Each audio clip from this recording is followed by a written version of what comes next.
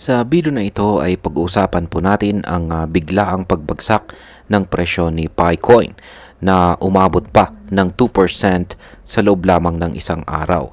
Pero teka, kahit bumabagsak siya ngayon, may pag-asa pa bang umabot si Pi ng $10 sa hinaharap? Kaya pag-uusapan po natin dito kung ano po ang dahilan ng pagbagsak ng presyo, kung bakit marami pa ring naniniwala sa potensyal nito, at ano po ang epekto nito para sa atin bilang mga Pinoy crypto traders at investors na interesado rito kay Pi. At ayan, bago po tayo magpatuloy ay pakibasa na lamang po muna ang disclaimer dito sa ibaba ng ating screen. Yan. Simulan po natin sa kung bakit biglang bumagsak ang presyo ni Pi.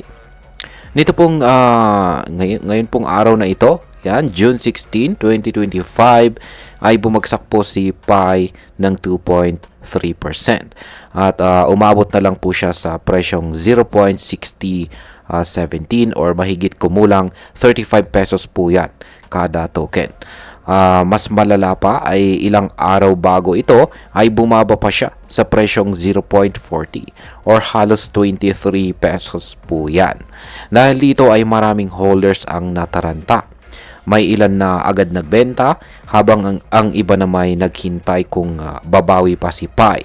Pero noong June 15, nagpakita po si Pi ng konting recovery or pagbawi sapagkat tumaas po siya ng 6% sa loob ng isang araw.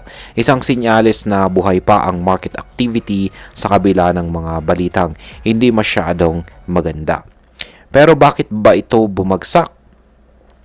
Isa po sa mga pangunahing dahilan ay ang kawalan ng malinaw na progreso mula sa Pi Core team.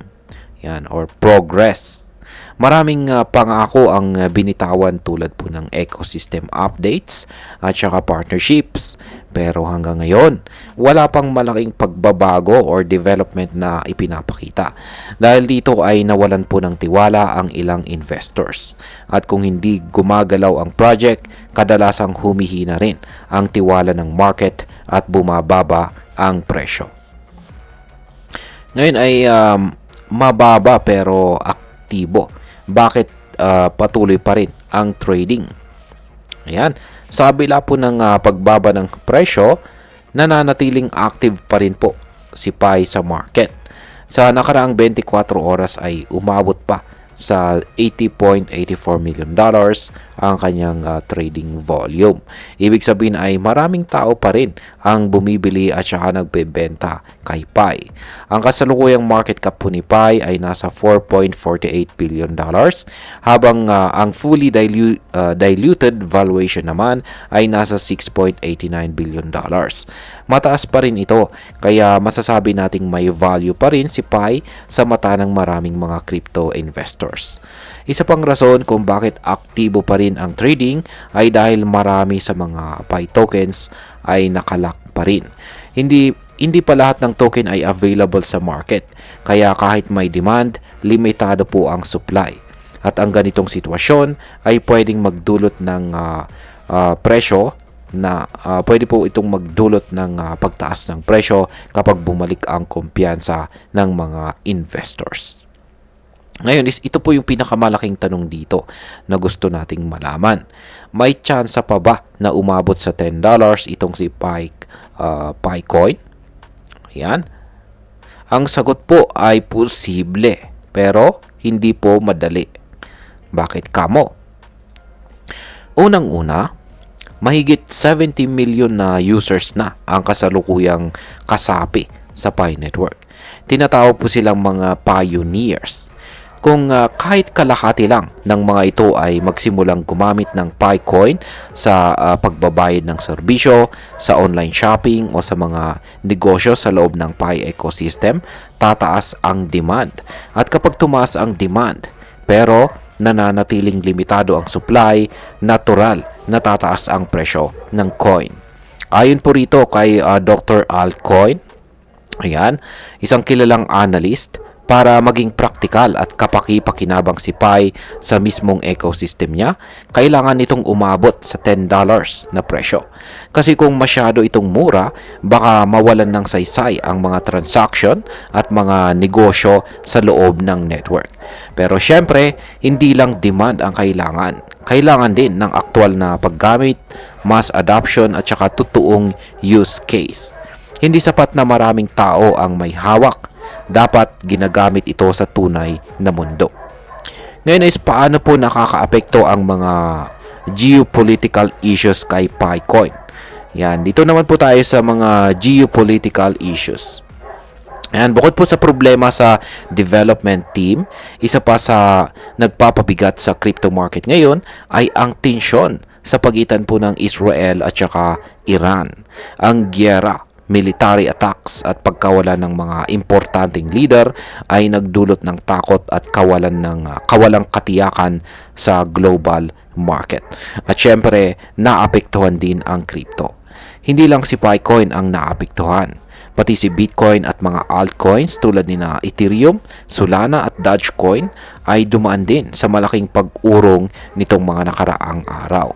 Pero ang tanong ng marami, bakit parang laging apektado si Pi tuwing may ganitong balita?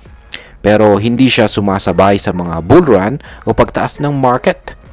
Yan ang isa sa mga pinupuna ng ilang Pi community members.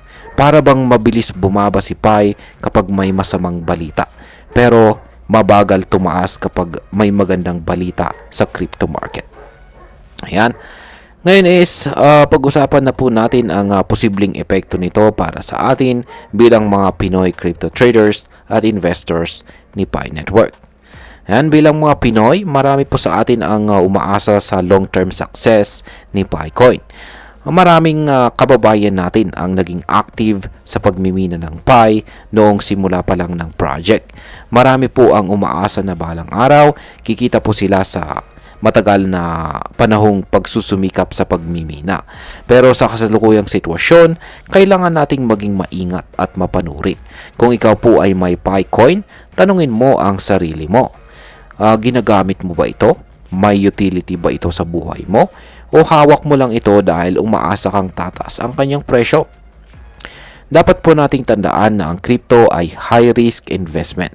Hindi po sapat ang hype o dami ng users. Kailangan nating bantayan ang development ng project, kung may mga partnerships ba, at kung may mga use case na lalabas sa totoong buhay. Ayan, bilang panghuli, ay ang masasabi ko naman tungkol dito ay sa aking personal na opinion, nasa critical stage na itong si Picoin. Maraming users, pero kulang sa galaw na ang core team. Yan ang Pi-core team. May potensyal pero hindi pa ito napapakinabangan ng marami. Kung gusto talaga ng Pi Network na makamit ang presyo na $10 o higit pa, kailangan nilang ipakita na seryoso po sila sa project. Kailangan po ng transparency, action at saka tunay na ecosystem. Bilang Pinoy, hindi po masama ang mangarap, pero mas maganda kung informed at educated ang ating investment decisions. Gamitin natin ang mga impormasyon tulad po ng technical data, community updates at market trends para makagawa ng matalinong desisyon. At ayun, hanggang dito na lamang po tayo sa video na ito mga ka-crypto. Marami pong salamat sa panonood. Ingat po tayo lagi at God bless po sa ating lahat.